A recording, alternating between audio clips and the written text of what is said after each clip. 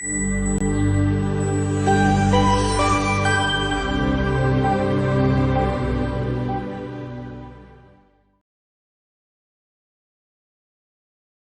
everyone, this is Mayur Upadhyay. I'm the subject matter expert for GK and current affairs.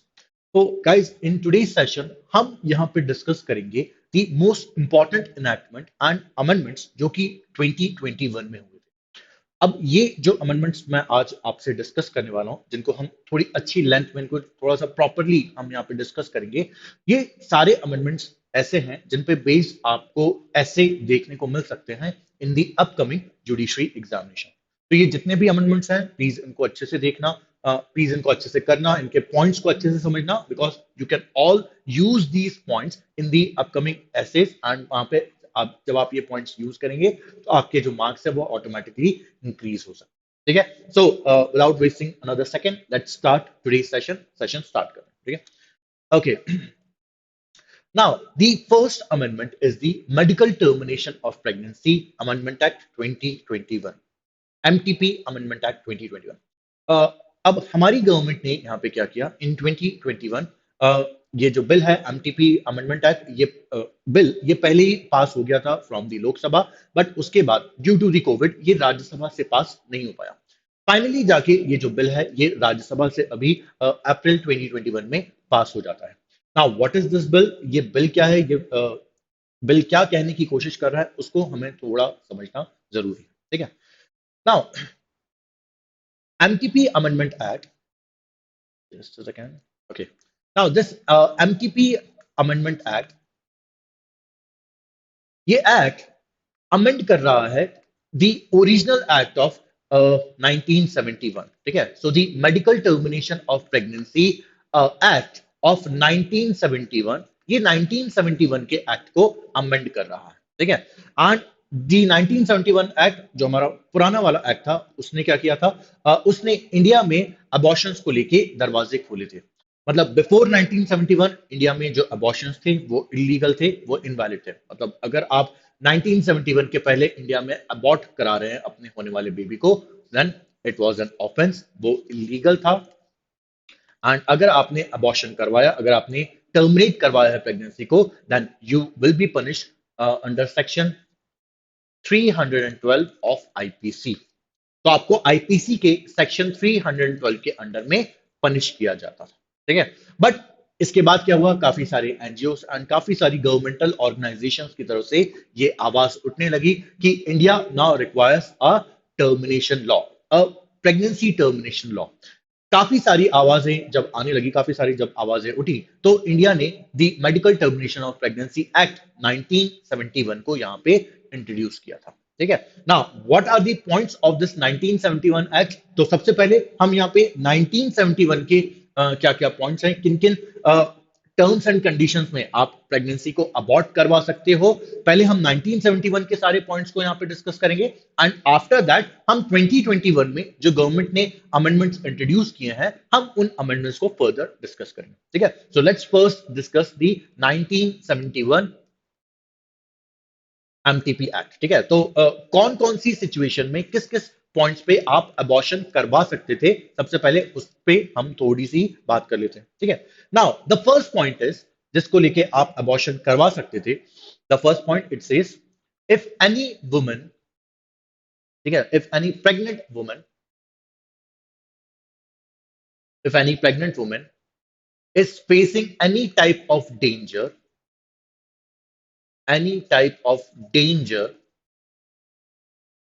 then what she can do, she can opt for the abortion। ठीक है, तो अगर कोई pregnant woman, अगर उसे ये लग रहा है, अगर उसने अपने टेस्ट कराया and during the test she got to know that अगर उसकी प्रेगनेंसी कंटिन्यू रहती है, देन उसकी जान को यहाँ पे खतरा हो सकता है। ठीक है, तो अगर ऐसा सिनेरियो बन रहा है, अगर ऐसी सिचुएशन आ रही है, then in that case she can opt for the abortion, वो अबॉर्शन करा सकती है। ठीक है, this is the first point.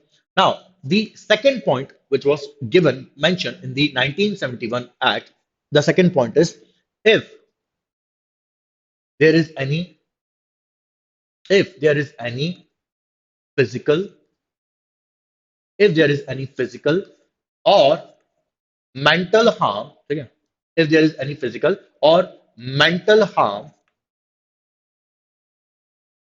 to the pregnant woman, to the pregnant woman. तो अगर प्रेगनेंसी कंटिन्यू रहती है एंड उस प्रेगनेंसी से जो हमारी प्रेग्नेंट वुमन है उसको किसी भी तरीके का अगर मेंटल हार्म या फिर फिजिकल हार्म हो रहा है, ठीक है, then in that case, in that scenario, what she can do, she can opt for the abortion, वो अबॉर्शन के लिए ऑप्ट कर सकती है, ठीक है। नाउ अब आप लोग ये बोलेंगे कि सर ये फिजिकल हार्म वाला पॉइंट तो फर्स्ट पॉइंट में भी बताया गया है कि भाई अगर उसकी जान को खतरा है, if her life is in danger, then she can opt for the abortion. The important thing is कि यहाँ पे ये जो मेंटल हार्म वाला पॉइंट है उसको यहाँ पे जो लेकर आई है गवर्नमेंट, उसको हमें यहाँ पे थोड़ा डिस्कस करना है।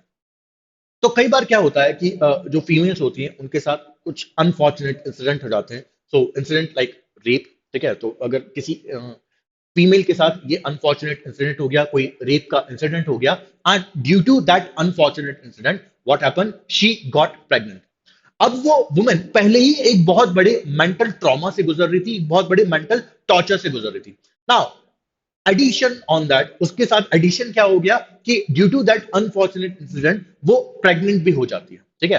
अब वो चीज, वो प्रेगनेंसी, वो उसे लाइफ टाइम यही बताती रहेगी कि मेरे साथ एक कोई इतना बड़ा हादसा हुआ था। तो इसीलिए ये वाला पॉइंट इंट्रोड्यूस किया गया है कि अगर कोई वुमेन, उसको प्रेगनेंसी के कारण किसी भी तरीके का मेंटल टॉर्चर या फिर फिजिकल टॉर्चर हो रहा है, then what she can do, she can opt for the abortion, वो अबॉर्शन करवा सकती है, ठीक है। So this is the second point of the 1971 Act. Now let's come to the third point. Third point को discuss करते हैं। Now our third point is, वो ये कह रहा है, समझना ध्यान से क्या बोल रहा हूं मैं, ठीक है। If any married woman, ठीक है, ध्यान रखना मैरिड वुमन पे थोड़ा एम्फेसिस कर रहा हूं। If any married woman and her husband, ठीक है, if any married woman and her husband, they were using the contraceptive methods, ठीक है, they were using the contraceptive methods or birth control measures, they were using the contraceptive methods,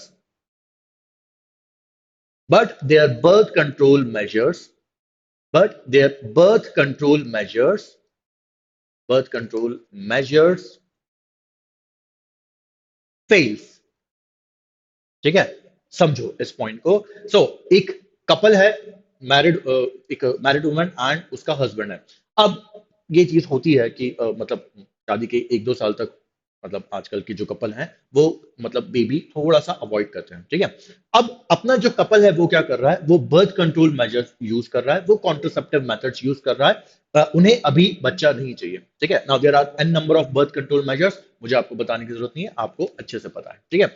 अब the couple, they are using the birth control measures, but what happens, their birth control measures, their contraceptive methods fails, ठीक है, उनके contraceptive methods यहाँ पे fail हो गए। Now अगर ऐसी सिचुएशन आ रही है, then in this case, in that scenario, what they can do, they can opt for the abortion, वो लोग अबॉर्शन के लिए ऑप्ट कर सकते हैं, ठीक है। This is the third point, ठीक। Now the fourth point simple है, it is the fetus abnormalities. The fourth point is the fetus abnormalities.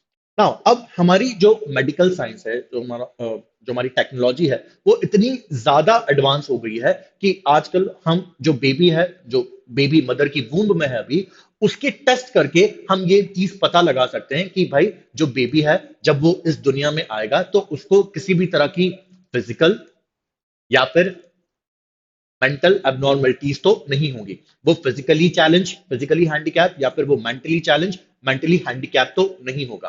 तो अगर हमने क्या किया, बेबी का जो फीटस है उसके टेस्ट किए, and during the test we got to know कि भाई अगर ये बेबी दुनिया में आया तो उसको किसी भी तरह की फिजिकल चैलेंज हो सकते हैं या फिर मेंटल चैलेंजेस हो सकते हैं, ठीक है। तो अगर ये चीज हमें टेस्ट में पता चल जा रही है, then what the couple can do, that the couple they can opt for the abortion, वो यहाँ पे अबॉर्शन के लिए ऑप्ट कर सकते हैं, ठीक है।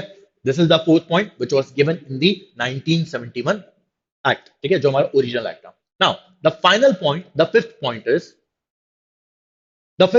is if there is any type of immediate, if there is any type of immediate danger to the mother, ठीक है।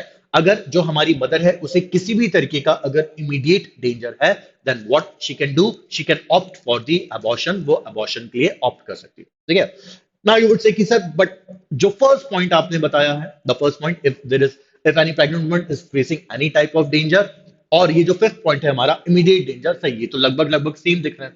बोथ द पॉइंट्स आर मतलब लुकिंग लाइक अलाइक, ठीक है, ये बिल्कुल सेम लग रहा है। No, the word is, the difference is the word immediate. ठीक है। Now in the first point यहां पे क्या हो रहा है कि कोई फीमेल है, जो प्रेग्नेंट लेडी है, उसने अपने टेस्ट करवाए, टेस्ट करवा के उसने रिपोर्ट डॉक्टर को दिखवाई।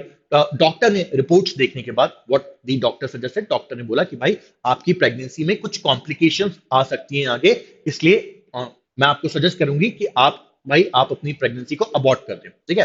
फर्स्ट पॉइंट में ये हो रहा है। Now in the fifth point the danger is immediate. ठीक है, बिल्कुल इमीडिएट डेंजर है। ठीक है। तो कई बार ऐसे कुछ अनफॉर्चुनेट इंसिडेंट हो जाते हैं कि कोई प्रेग्नेंट लेडी है, वो बाथरूम में स्लिप हो गई, स्टेयर्स से गिर गई। ठीक है।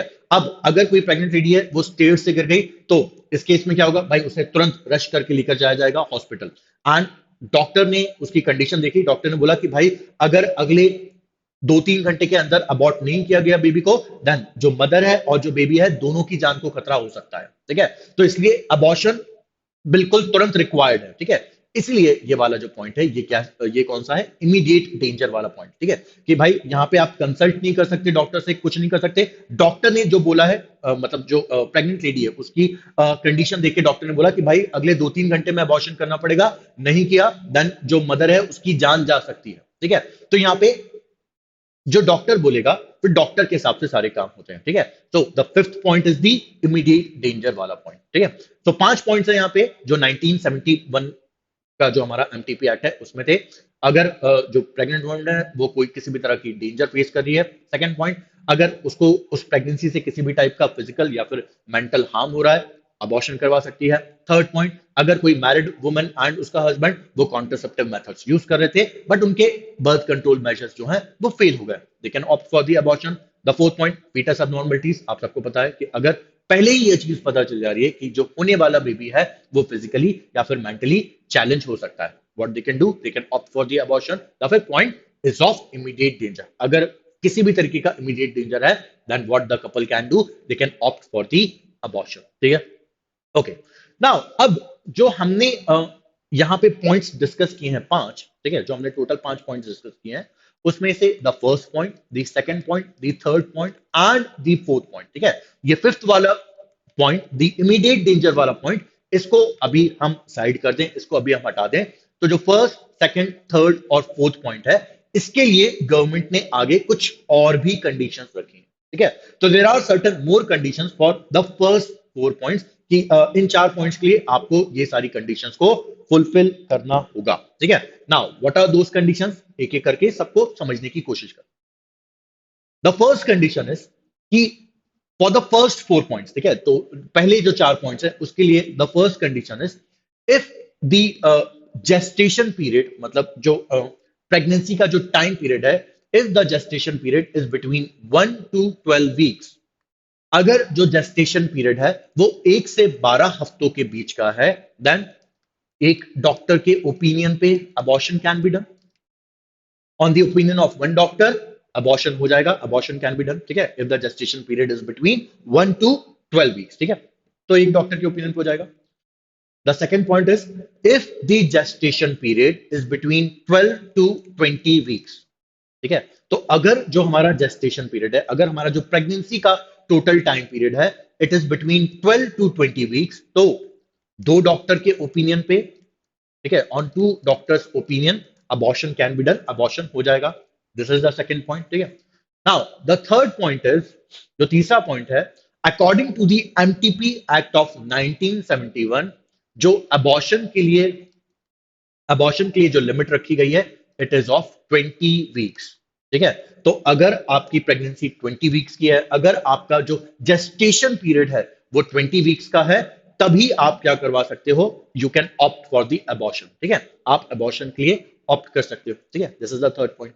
Now the fourth point is कि लेट्स से कि कोई लेडी है, उसका जो प्रेगनेंसी का टाइम है वो 20 वीक्स को एक्सीड कर गया है। ठीक है, 20 वीक्स के ऊपर निकल गई है उसकी pregnancy, but she is still insisting कि भाई मुझे तो अबॉर्शन करवाना है, I want to opt for the abortion.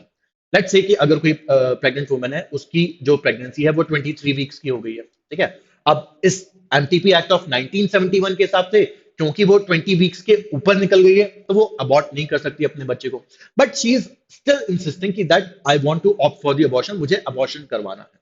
तब जो फोर्थ पॉइंट है हमारा, वो ये कहता है कि फिर इस एक्ट से काम नहीं चलेगा, इस एक्ट से आप नहीं करवा सकते। None, you have to take the permission of court, ठीक है। भैया कोर्ट के पास जाओ, कोर्ट की परमिशन लो, सारे पॉइंट्स कोर्ट में रखो, एंड अगर कोर्ट ने परमिट कर दिया कि yes you can opt for the abortion, आप अबॉर्शन के लिए ऑप्ट कर सकते हो, ठीक है, ठीक है। So you can opt for the abortion, अगर कोर्ट ने परमिट कर दिया तब यहां पे अबॉर्शन हो जाएगा, ठीक है। So the fourth point is, अगर आपकी प्रेगनेंसी 20 वीक्स के ऊपर हो गई है, you would require courts permission, आपको कोर्ट की परमिशन रिक्वायर्ड होगी, ठीक है। So these are the points of the MTP act of 1971। ये सारे हमारे 1971 के पॉइंट्स थे, ठीक है। अच्छा, अच्छा, one more thing, for the abortion, ठीक है, 1971 में ही एक और एडिशनल इंफॉर्मेशन है। अबॉर्शन करने के लिए मदर की कंसेंट अटमोस्ट रिक्वायर्ड है, ठीक है।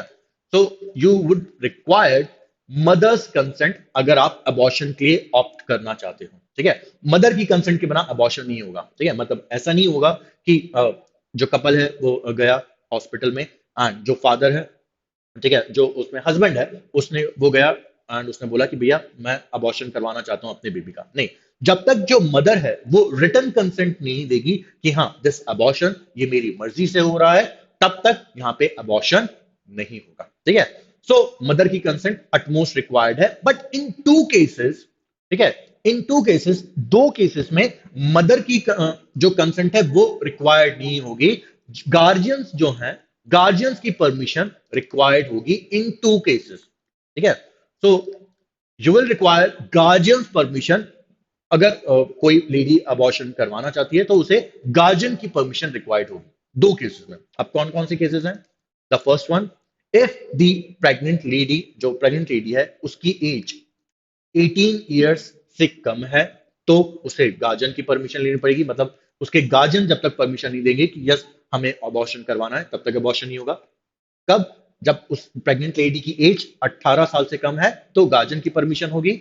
The second point is, if the pregnant lady she is of unsound mind, अगर जो हमारी प्रेग्नेंट लेडी है वो अनसाउंड माइंड की है, तब भी उसकी मर्जी से यहाँ पे अबॉर्शन नहीं होगा, गार्जियंस की परमिशन यहाँ पे रिक्वायर्ड होगी। तो अगर गार्जियंस बोल रहे हैं कि हाँ हम अबॉर्शन के लिए ऑप्ट करना चाहते हैं, तभी आप अबॉर्शन करवा सकते थे, ठीक है। तो ये दो कंडीशन है जहां पे मदर से नहीं पूछा जाएगा, यहाँ पे गार्जियन से पूछा जाएगा कि भाई अबॉर्शन होना है कि नहीं होना है। बाकी सारे केसेस में मदर की consent is of utmost requirement, ठीक है। मदर की कंसेंट रिक्वायर्ड होगी कि भैया yes I want to opt for this abortion, ठीक है। सो ये सारे हमारे पॉइंट्स थे of the MTP act of 1971, जो हमारा ओरिजिनल एक्ट था। नाउ अब हो क्या रहा था कि ये सारे जो पॉइंट्स थे ये 1971 के एक्ट के थे। हाँ, ये 1971 की जो हमारी मेडिकल टेक्नोलॉजी थी, ये जो हमारी पूरी मेडिकल साइंस था, ये उस टाइम पे जितना डेवलपमेंट हुआ था उसके हिसाब से ये पूरे पॉइंट्स बनाए गए थे, ठीक है। बट इसके बाद यहाँ पे क्या होने लगा कि कई सारे एनजीओ ट्राई करने लगे कि नहीं, इन पॉइंट्स में कुछ चेंजेस लाने की जरूरत है, इन पॉइंट्स में को कुछ रफू करने की जरूरत है। क्यों? क्योंकि एक एनजीओ था, ठीक है, एक केयर फाउंडेशन करके एक एनजीओ था, तो उसकी ये रिपोर्ट थी कि इंडिया में जो 80% अबॉर्शन हो रहे हैं, they all are illegal abortion. 80% abortion, 80% से भी ज्यादा अबॉर्शन इंडिया में इलीगल अबॉर्शन हो रहे हैं। वाई? बिकॉज जो अबॉर्शन हो रहे थे वो 1971 के एमटीपी एक्ट की कंडीशंस को फुलफिल कर ही नहीं पाते थे, एंड सिंस वो कंडीशन को फुलफिल नहीं कर पाते थे, तो जो अबॉर्शन होते थे वो कैसे होते थे? इलीगल होते थे। तो इसके लिए काफी सारा मतलब फाइट हुआ, काफी सारी चीजें हुई, एनजीओ ने प्रोटेस्ट किया, गवर्नमेंटल ऑर्गेनाइजेशंस ने भी यहाँ पे काफी बात की, एंड यहाँ पे फाइनली क्या हुआ? इन 2021 हमारी गवर्नमेंट ने इसमें अमेंडमेंट्स इंट्रोड्यूस कर दिए हैं। Now what are those amendments? हम उन अमेंडमेंट्स पे थोड़ा सा बात करते हैं, ठीक है। सो नेक्स्ट पॉइंट देखना, the amendments of 2021. Now, what are those amendments? Some. Now, the first amendment, जो पहला amendment आया है, वो आया है in the third point. ठीक है? जो पहला amendment आया, ये जो हमारा third point है, that if any woman and her husband they were using the contraceptive methods, but their birth control measures fails. ठीक है? तो जो पहला amendment आया है, वो इस तीसरे point में आया है. क्या है वो amendment? उसको देखते हैं. Now, the first amendment is उसमें change किया गया है वो ये है that if any married woman जो point लिखा हुआ था ठीक है तो उस married woman को मैं बताता हूं आपको ठीक है if any married woman and her husband ठीक है if any married woman and her husband they were using the contraceptive method but their contraceptive methods fails उनके method fail हो गए what is the amendment अब ये जो married woman यहाँ पे लिखा हुआ है उसको मैरिड वाले पॉइंट को हटा दिया गया है ठीक है now what is the point is if any woman and her husband को भी हटा के एंड हर पार्टनर कर दिया है ठीक है if any woman and her partner they were using the contraceptive methods but their contraceptive methods failed then what they can do they can opt for the abortion वो लोग abortion के लिए opt कर सकते हैं ठीक है so what a government is trying to do हमारी गवर्नमेंट यहाँ पे क्या करिए गवर्नमेंट इज सेइंग कि भाई अब हमें कोई मतलब नहीं है कि जो कपल है वो मैरिड है कि अनमैरिड है ठीक है ये जो मॉरल पुलिसिंग होती थी ये मॉरल पुलिसिंग वाला पॉइंट जो है उसको हटा दिया गया है नाउ वी हम अब इसमें इंटरवीन नहीं करेंगे कि हमारा जो कपल है वो मैरिड है कि अनमैरिड है इसलिए the change brought is if any woman and her partner ठीक है तो ये जो इंडिया में आजकल लिव इन का कल्चर बढ़ रहा है ये उसको देखते हुए ये वाला चेंज इंट्रोड्यूस किया गया है ठीक है so if any woman and her husband and her partner they were using the birth control measures but their birth control measures their contraceptive methods fail what they can do they can opt for the abortion वो लोग abortion के लिए opt कर सकते हैं ठीक है this was the first point now the second point under this amendment act is the कि अब यहां पे क्या किया गया है जो सबसे मेजर पॉइंट है हमारा वो ये है कि पहले जो अबॉर्शन की जो लिमिट थी इट वाज 20 वीक्स ठीक है तो अब यहां पे जो अबॉर्शन की लिमिट है उसको 20 वीक्स से इंक्रीज करके उसे 24 वीक्स कर दिया गया है ठीक है सो दी अबॉर्शन लिमिट जो कि पहले 1971 एक्ट के हिसाब से 20 वीक्स थी उसे अब 20 वीक्स से बढ़ा के 24 वीक्स कर दिया है ठीक है तो मतलब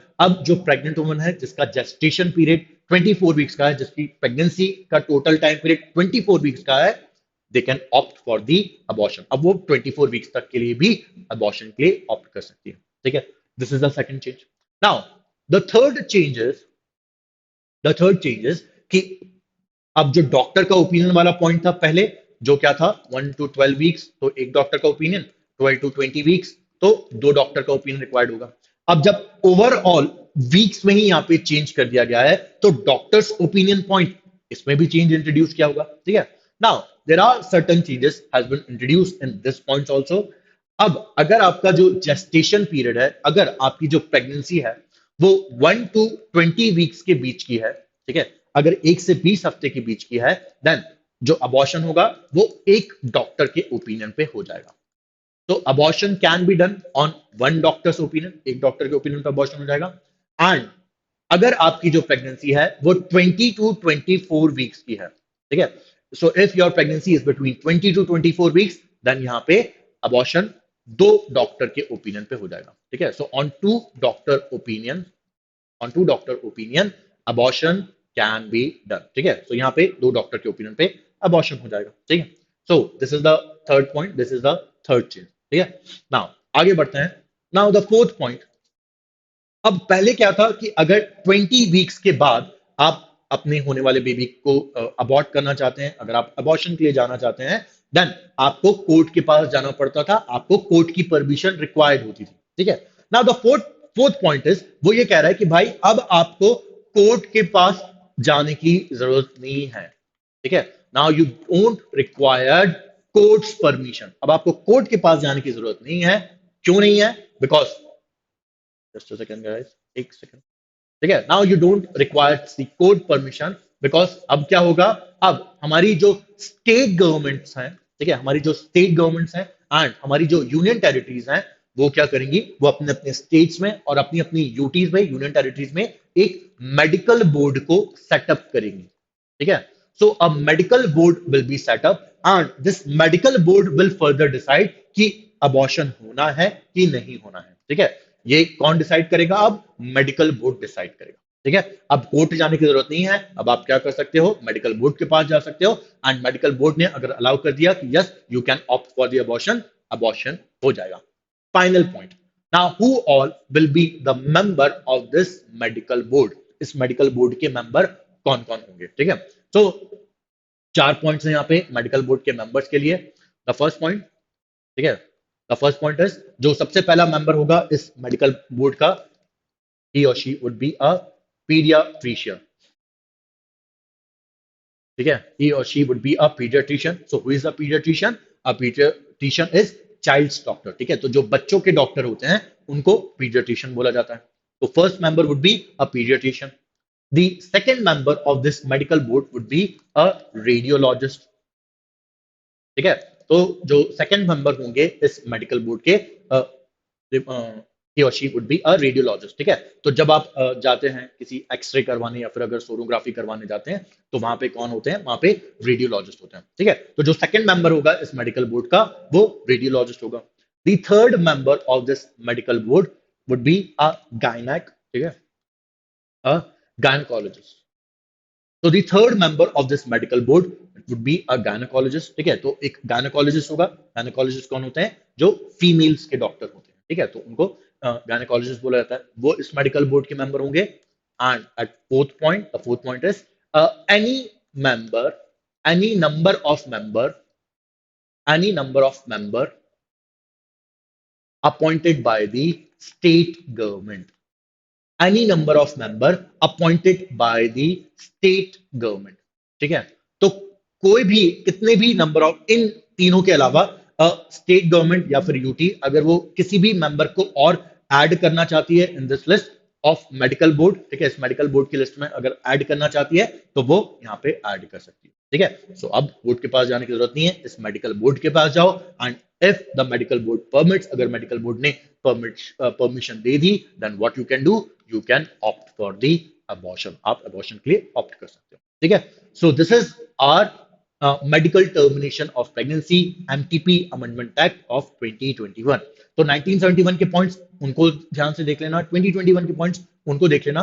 एंड अगर ये आता है, क्योंकि बहुत सारे अभी केसेस आ रहे हैं डिफरेंट डिफरेंट हाई कोर्ट्स के पास, सुप्रीम कोर्ट के पास बहुत सारे केसेस आ रहे हैं कि भाई फीटस एब्नॉर्मलिटीज तो आगे आने वाले वीक्स में भी वो डिस्कवर हो सकती है, ये चीजें तो हमें आगे चल के भी पता चल सकती हैं, तब इस केस में क्या होगा, तब उस सिचुएशन में क्या होगा। तो ऐसी बहुत सारी चीजें यहाँ पे निकल के आ रही हैं। तो इसलिए ये जो टॉपिक है पूरा एमटीपी, ये काफी ज्यादा इंपॉर्टेंट है। ठीक है, तो आप इन सारे पॉइंट्स को ध्यान से देख लेना एंड आप इसके प्रोज में, कॉन्स में यहाँ पे आप अपने एसेज में अगर ये टॉपिक पूछा जाता है आप वहां पे लिख सकते हैं। ठीक है, तो this is a very first amendment act 2021। ठीक है, नाउ लेट्स मूव ऑन, आगे चलते हैं एंड एक और इंपॉर्टेंट अमेंडमेंट को जो 2021 में हुआ है, अभी रिसेंटली हुआ है, उसको थोड़ा देखने की, समझने की कोशिश करते हैं। ठीक है, now the second one is the second amendment is, sorry यहाँ पे सरोगेसी रेगुलेशन बिल लिखा है but surrogacy regulation amendment act. ठीक है, तो surrogacy amendment act, amendment act 2021। ठीक है, नाउ ये जो सरोगेसी पे जो बिल है, इसको हमारी लोकसभा ने पहले ही पास कर दिया था, बट इसको पास किया हमारी राज्यसभा ने ऑन 8 ऑफ दिसंबर 2021। ठीक है, 8 ऑफ दिसंबर 2021 को ये जो सरोगेसी रेगुलेशन अमेंडमेंट बिल जो है ये पास हुआ फ्रॉम द राज्यसभा, ये पूरा राज्यसभा से पास हुआ।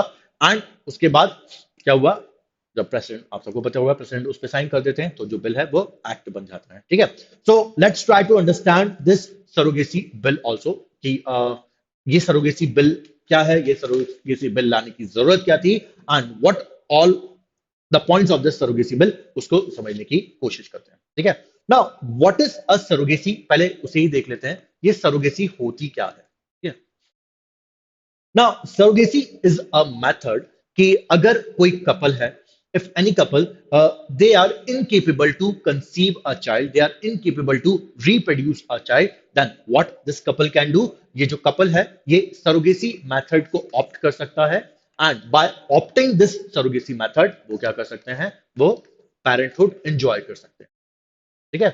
So by opting this surrogacy method they can enjoy the parenthood. ये है हमारा surrogacy method.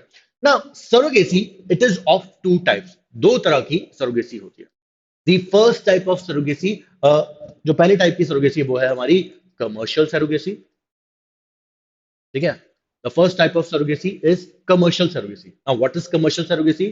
तो in the commercial surrogacy तो जो second फीमेल है, ठीक है, जिसके वूम में बेबी फर्दर ग्रो कर गया, ठीक है, तो जैसे हमारा कपल है, वो कपल वो कंसीव नहीं कर पा रहा है, तो यहाँ पे हमारे कपल ने क्या किया, उन्होंने एक सेकंड फीमेल की हेल्प दी, एंड वो जो सेकंड फीमेल है जो इसके वूम में फर्दर जो बेबी है वो ग्रो करेगा, अगर इसके लिए, ठीक है, उस बेबी को ग्रो करने के लिए अगर जो सेकंड फीमेल है दी सरोगेट मदर, अगर वो किसी भी टाइप का मॉनेटरी कंपनसेशन ले रही है, ठीक है, if she is taking any type of monetary compensation to become a surrogate mother, then this type of surrogacy वो क्या कहलाएगी, commercial surrogacy कहलाएगी, ठीक है. Now the second type of surrogacy, ठीक है, जो second type है हमारा, it is the altruistic surrogacy. The second type of surrogacy, it is the altruistic surrogacy. Now, what is this altruistic surrogacy? ये altruistic surrogacy क्या है? Altruistic surrogacy मतलब ये है इसका कि जो सरोगेट मदर है वो उसको यहाँ पे किसी भी टाइप का मॉनेटरी कंपनसेशन नहीं दिया जा रहा है, ठीक है. So no monetary compensation is been given to that female जो सरोगेट मदर बन रही है. जो हमारा कपल है वो क्या कर रहा है, वो सिर्फ और सिर्फ यहाँ पे जो प्रेगनेंसी के जो एक्सपेंसेस हैं या फिर जो इंश्योरेंस कवर है सिर्फ उसको बियर कर रहा है, ठीक है, किसी भी टाइप का मॉनेटरी कंपनसेशन नहीं दे रहा है. जो सरोगेट मदर है she is doing this work in good faith, in good gesture, वो अच्छी भावना के साथ, वो अच्छी भावना से ये पूरा काम कर रही है, ठीक है. तो जो सेकंड टाइप की सरोगेसी है ये क्या कहलाती है, अल्ट्रोस्टिक सरोगेसी, ठीक है. आई होप यहां तक सारी चीजें क्लियर चल रही होंगी, ठीक है. नाउ लेट्स प्रोसीड, आगे चलते हैं एंड फर्दर डिस्कस करते हैं that why a government requires this bill, हमारी गवर्नमेंट को इस बिल को लेकर आने की जरूरत क्या पड़ी. नाउ ओवर द इयर्स हो क्या रहा था कि इंडिया जो है वो सरोगेसी का हब बनता जा रहा था पूरी दुनिया में, ठीक है. तो सरोगेसी का हब बन रहा था इंडिया पूरी दुनिया में, मतलब पूरी दुनिया से जो कपल हैं वो इंडिया में आते, इंडिया में आके वो किसी मीडिएटर से, किसी मिडल मैन से मिलते, वो मीडिएटर किसी पुअर फीमेल को पकड़ता, उसको बोलता कि आपको 1-2 लाख रुपए मिलेंगे अगर आप सरोगेट मदर बनती हो. एंड सिंस इंडिया पॉपुलेशन ज्यादा है, गरीबी ज्यादा है, तो जो पुअर फीमेल्स हैं वो रेडी हो जाती थी to become a surrogate mother, ठीक है.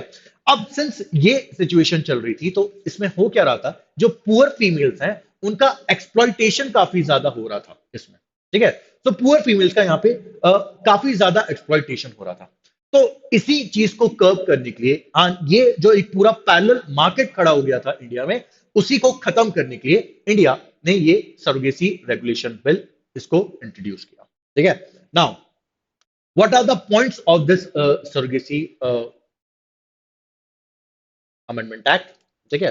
Now what are the points of this surrogacy amendment act, हम उन सारे पॉइंट्स को एक एक करके देखेंगे समझेंगे, ठीक है. नाउ इन दिस एक्ट जो कपल है हमारा who is opting for this surrogacy method, उनके लिए एक नाम डिसाइड किया गया है and that name is intending couple. तो जो कपल जो कि सरोगेसी मेथड से क्या करेगा, सरोगेसी मेथड को ऑप्ट करना चाहता है एंड सरोगेसी मेथड को ऑप्ट करने के बाद वो पेरेंट्स बनना चाहते हैं, उनको इंटेंडिंग कपल बुलाया जाएगा, ठीक है. Now are intending couple they they would require two type of certificates, ठीक है. तो उन्हें दो तरह के सर्टिफिकेट जरूरी होंगे if they want to opt for this surrogacy method, ठीक है. Now what are these two certificates, the first certificate is the certificate of essentiality. जो पहला सर्टिफिकेट है हमारा वो है it is the certificate of essentiality, essentiality का certificate. And the second type of certificate which will be required from the intending couple, it is the certificate of eligibility. तो essentiality and eligibility का certificate required होगा from our intending couple. Now what is this certificate of essentiality and what is this certificate of eligibility, उनको हम एक एक करके यहाँ पे डिस्कस करते हैं। ठीक है, तो सबसे पहले व्हाट इज दिस एसेंशियलिटी वाला सर्टिफिकेट, उसके सारे पॉइंट्स को हम समझने की कोशिश करेंगे। ठीक है, now in the certificate of essentiality the first point is the intending couple, the intending couple, they have to produce they have to produce a certificate of infertility। ठीक है, तो जो हमारा इंटेंडिंग कपल होगा उन्हें एक सर्टिफिकेट ऑफ इनफर्टिलिटी प्रोड्यूस करना पड़ेगा। ठीक है, and what would be written in this certificate of infertility, इस सर्टिफिकेट ऑफ इनफर्टिलिटी में ये चीज मेंशन होगी कि भाई हम दोनों में से जो कपल है, इंटेंडिंग कपल हमारा, हम दोनों में से कोई एक या फिर हम दोनों ही केपेबल नहीं है टू कंसीव अ चाइल्ड। ठीक है, so we are not capable to conceive a child, ये चीज मेंशन होगी in this certificate of essentiality. ठीक है, सॉरी इनफर्टिलिटी में। ठीक है, so essentiality, certificate of essentiality का जो पहला पॉइंट है वो क्या है, इंटेंडिंग कपल एक सर्टिफिकेट प्रोड्यूस करेगा एंड उस सर्टिफिकेट ऑफ इनफर्टिलिटी प्रोड्यूस करेगा जिसमें ये चीज लिखी होगी कि हम दोनों में से कोई एक या फिर हम दोनों ही इनकेपेबल हैं टू कंसीव अ चाइल्ड। ठीक है, this is the first point. Now the second point, which is given under this certificate of essentiality is an order of parentage। ठीक है, order of parentage and custody of the surrogate child, order of parentage and custody of the surrogate child passed by a magistrate court, passed by a magistrate court। ठीक है, now अब हो क्या रहा था India में, कई ऐसे केसेस आ रहे थे इंडिया के अंदर कि एक अपना कपल है, इंटेंडिंग कपल, उन्होंने एक सरोगेट मदर की सर्विसेज को ऑप्ट किया कि भाई आप हमारे बेबी को अपने वूम में ग्रो करो for the over the period of 9 months. ठीक है, अब ये जनरल फिनोमेना ही है यार कि देखो कोई प्रेग्नेंट लेडी होगी, उसके वूम में कोई बेबी होगा, तो उसका एक ऑटोमेटिकली एक इमोशनल कनेक्ट हो जाएगा उस बेबी के साथ। ठीक है, तो इन सम ऑफ द केसेस यहाँ पे क्या हुआ कि after the delivery of the child जो सरोगेट मदर है उसने इंटेंडिंग कपल को बेबी देने से मना कर दिया। ठीक है, so she refuses to give away the baby by saying कि भाई नहीं ये मेरा बच्चा है, मैं इसे आप लोगों को नहीं दूंगा।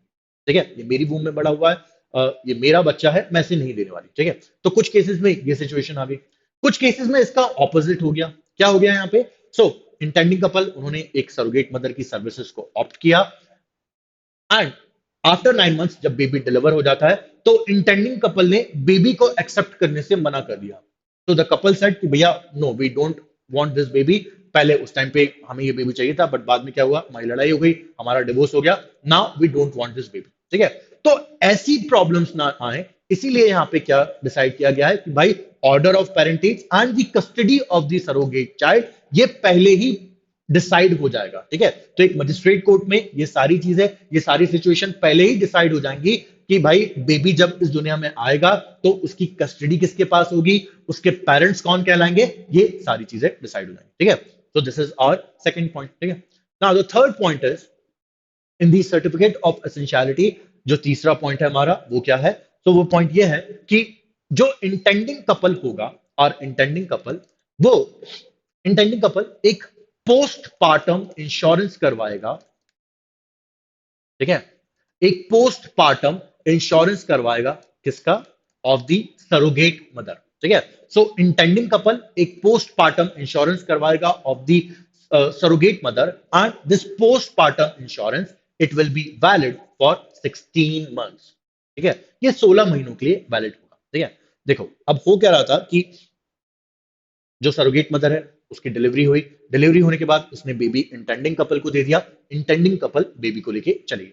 ठीक है, बट आफ्टर द डिलीवरी एक फीमेल की बॉडी में काफी सारे चेंजेस आते हैं, काफी इश्यूज इश्यूज होते हैं। ठीक है, तो अब अगर डिलीवरी के बाद अगर उसकी बॉडी में कुछ इश्यूज हो रहे हैं तब वो क्या करेगी। ठीक है, फिर वो क्या करेगी, इसीलिए यहां पे दिस पॉइंट वाज इंट्रोड्यूस कि एक पोस्टपार्टम इंश्योरेंस करवाया जाएगा एंड दिस पोस्टपार्टम इंश्योरेंस ये प्रेगनेंसी डिलीवरी के बाद ये एक्टिव हो जाएगा। ठीक है, और ये कब तक एक्टिव रहेगा? डिलीवरी के बाद अगले 16 महीने तक ये पोस्टमार्टम इंश्योरेंस वैलिड रहेगा। ठीक है, this was the third point under the certificate of essentiality. Now, let's discuss the certificate of eligibility. Eligibility में क्या क्या पॉइंट्स हैं यहाँ पे, उनको हम डिस्कस करते हैं। ठीक है, now under the certificate of eligibility, the first point is कि जो हमारा इंटेंडिंग कपल होगा वो इंडियन होना चाहिए। The intending couple they must be Indian. तो ये बाहर से जो कपल आते थे इंडिया में और वो सरोगेसी मेथड के लिए ऑप्ट करते थे, ये सब बंद। अब जो हमारा इंटेंडिंग कपल होगा वो सिर्फ और सिर्फ इंडियन होना चाहिए। अगर आप इंडियन हो तो ही आप यहाँ पे सरोगेसी के लिए ऑप्ट कर सकते हो। ठीक है, this is the first point.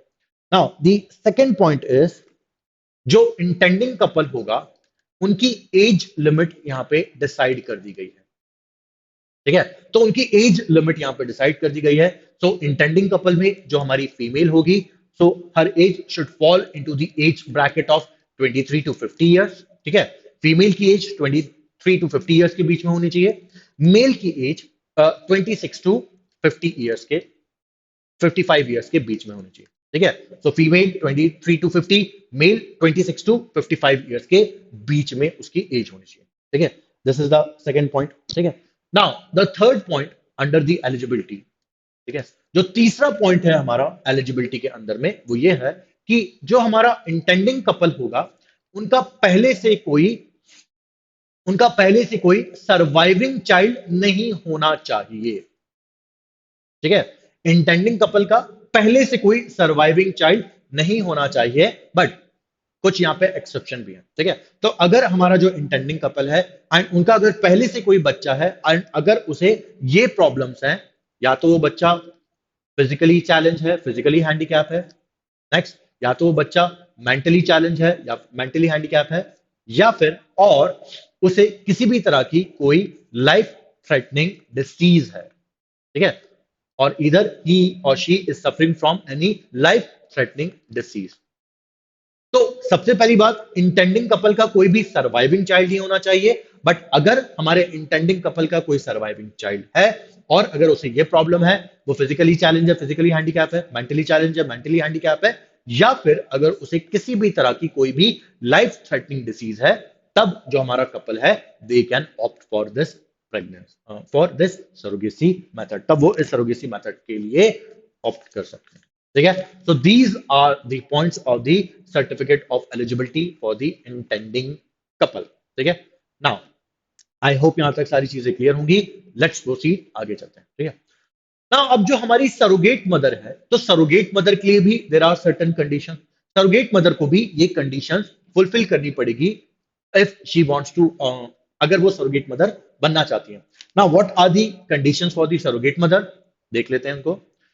तो द फर्स्ट कंडीशन इज, जो हमारी सरोगेट मदर होगी, she should be a close relative, she should be a close relative of the intending couple. वो इंटेंडिंग कपल की एक क्लोज रिलेटिव होनी चाहिए। This is the first point. ठीक है, नाउ द सेकंड पॉइंट, जो दूसरा पॉइंट है हमारा, वो ये है कि जो हमारी सरोगेट मदर होगी वो ऑलरेडी मैरिड होनी चाहिए। ठीक है, ऑलरेडी मैरिड होनी चाहिए एंड उसका कम से कम एक बच्चा होना चाहिए एंड उस एक बच्चे की एज कम से कम 3 साल होनी चाहिए।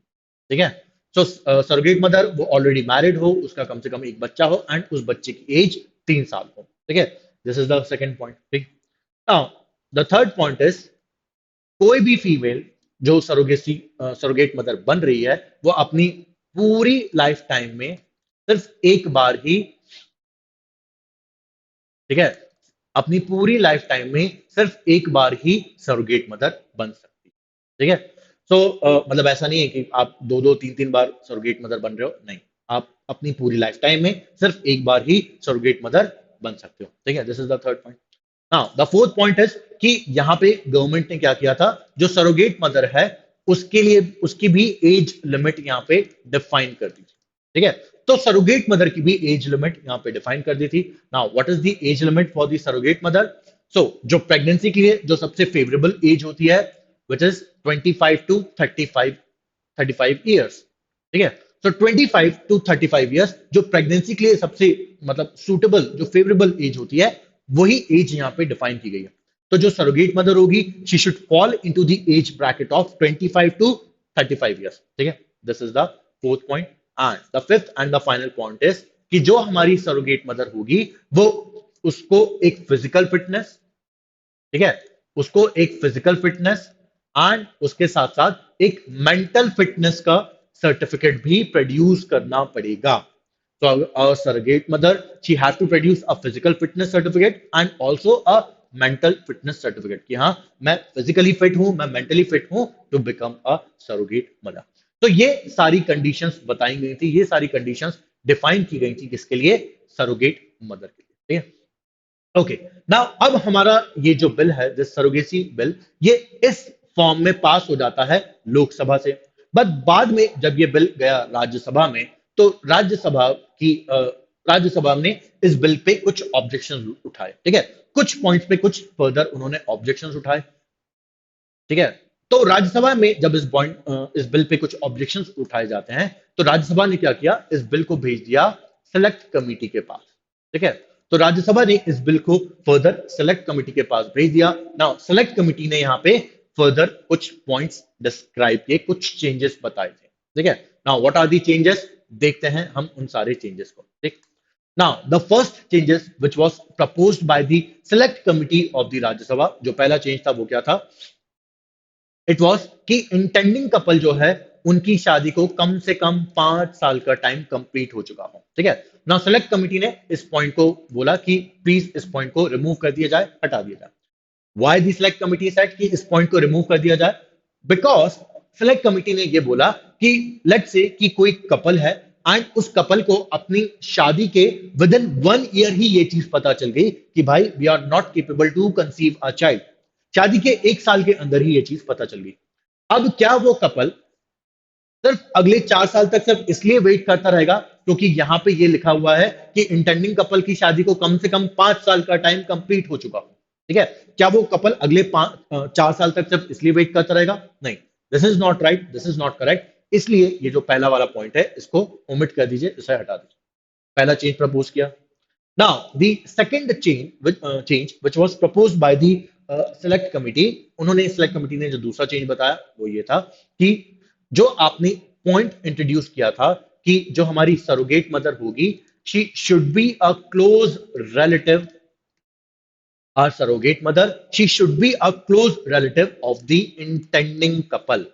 वो इंटेंडिंग कपल की एक क्लोज रिलेटिव होनी चाहिए। ठीक है सर, ये वाला पॉइंट भी कुछ सही नहीं है, please do omit this point. इस पॉइंट को भी हटा दीजिए, ओमिट कर दीजिए। ठीक है, इस पॉइंट को भी हटा दीजिए। नाउ ये पॉइंट, इस पॉइंट को हटाने के लिए क्यों बोला सेलेक्ट कमिटी ने? So the select committee said कि लेट्स से कि कोई कपल है, इंटेंडिंग कपल, अब उनकी कपल के क्लोज रिलेशन में कोई ऐसी फीमेल ही नहीं है जो रेडी हो रही है to become a surrogate mother.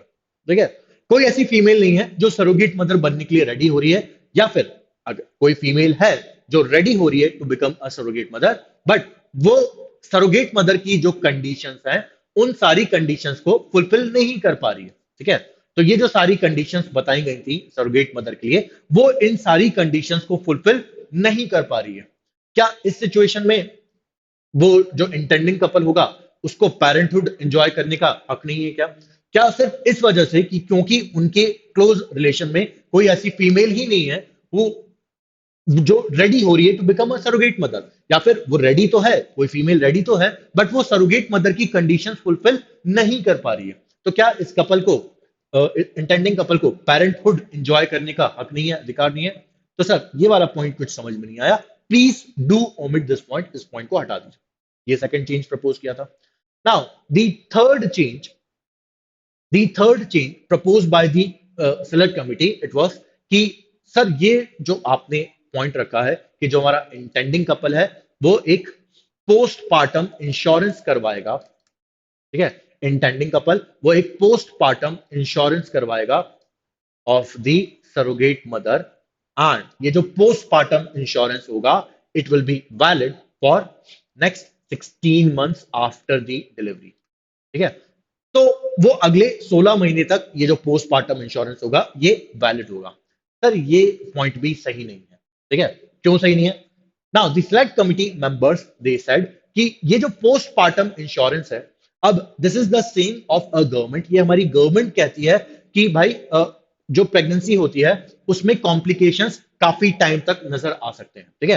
It is the same of a government कि दो बच्चों के बीच में जो एज गैप होना चाहिए, it should be of 3 years. 3 साल का एज गैप होना चाहिए दो बच्चों के बीच में। ये कौन बोलता है? ये हमारी गवर्नमेंट बोलती है, ठीक है। अब क्यों ये चीज क्यों बोली जाती है? क्योंकि एक फीमेल की बॉडी अगले 3 साल तक उस प्रेगनेंसी की वजह से, फर्स्ट प्रेगनेंसी की वजह से रिकवरिंग मोड में होती है, ठीक है। इसलिए 3 साल का एज गैप रखने की बात हमारी गवर्नमेंट कहती है। नाउ अब एक बात बताइए कि आपने जो इंश्योरेंस कवर है उसको सिर्फ 16 मंथ्स का रखा है, 16 महीने का रखा है। अब अगर 16 महीने के बाद उस सरोगेट मदर की बॉडी में कोई भी कॉम्प्लिकेशंस नजर आते हैं, या फिर अगर उसे किसी भी टाइप की प्रॉब्लम्स हो रही हैं, उसे किसी भी तरह के इश्यूज हो रहे हैं, एंड उसने क्या किया, उसने अपने इंटेंडिंग कपल को कॉल किया। इंटेंडिंग कपल उन्होंने साफ साफ मना कर दिया उसका कोई भी मेडिकल एक्सपेंसेस को बेयर करने के लिए, ठीक है। इंटेंडिंग कपल ने क्या बोल दिया? उन्होंने बोल दिया कि भाई हमने आपको एक इंश्योरेंस कवर प्रोवाइड करा दिया था और 16 मंथ्स, अब आप देखो, अब आप जानो, हम उसमें अब और कुछ नहीं कर सकते, ठीक है। अब इस केस में, इस सिचुएशन में यहाँ पे क्या होगा, ठीक है। इसीलिए यहाँ पे क्या है, जो हमारी सिलेक्ट कमिटी थी उन्होंने रिकमेंड किया कि सर, ये जो आप 16 मंथ्स का इंश्योरेंस कवर देने की बात कर रहे हो, please do increase the 16 months insurance cover to 36 months. इसको 16 महीने से बढ़ा के 36 मंथ, मतलब कि 3 साल का कर दीजिए, ठीक है।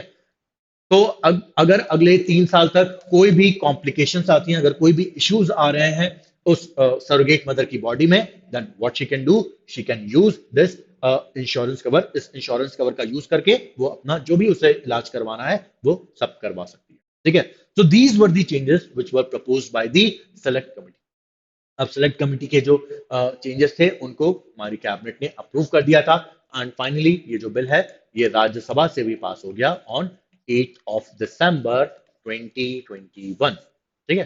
तो 8 दिसंबर 2021 को ये जो सरोगेसी अमेंडमेंट एक्ट जो बिल है ये राज्यसभा से पास हो जाता है, ठीक है। Okay, so I hope you got this topic. I hope आपको ये जो भी मैंने सारी चीजें बताई हैं वो सब समझ में आ गए होंगे, ठीक है। तो that's it from my side guys, and please I hope आपको लेक्चर पसंद आया होगा। मैंने जो दोनों अमेंडमेंट्स बताए हैं वो आपको अच्छे से समझ में आ गए होंगे, ठीक है। सो आगे हम और भी 2021 के जो अमेंडमेंट्स हैं उन पे बात करेंगे। तो आप ये सारे जो अमेंडमेंट्स हैं उनको अपने एसेज में यूज कीजिएगा। एमपी में, उत्तराखंड में, यूपी में, बिहार में जो आगे आने वाली हैं, अभी तो यूपी में आचार संहिता, मॉडल कोड ऑफ कंडक्ट लगा हुआ है, तो अभी तो मतलब वैकेंसीज अनाउंस नहीं होंगी, बट जैसे ही मॉडल कोड ऑफ कंडक्ट खत्म होगा, चांसेस हैं कि यूपी की भी, यूपीसीजे की भी वैकेंसीज आ जाएंगी, ठीक है। So that's it from my side guys, this is Mayur signing off. तो प्लीज आप हमें हमारे जो डिफरेंट सोशल मीडिया प्लेटफॉर्म से प्लीज हमें वहां पे फॉलो कीजिए। हमें यूट्यूब पे फॉलो कीजिए, टेलीग्राम पे, इंस्टाग्राम पे, फेसबुक पे फॉलो कीजिए। हम डेली कुछ ना कुछ वीडियोस, डेली कुछ ना कुछ चीजें आप लोग के लिए लेकर आते रहते हैं जो आपकी जुडिशरी की प्रिपरेशन को फर्दर बूस्ट अप कर सके। तो that's it from my side guys, bye bye, take care, and मिलते हैं अगले वीडियो में। Bye bye guys.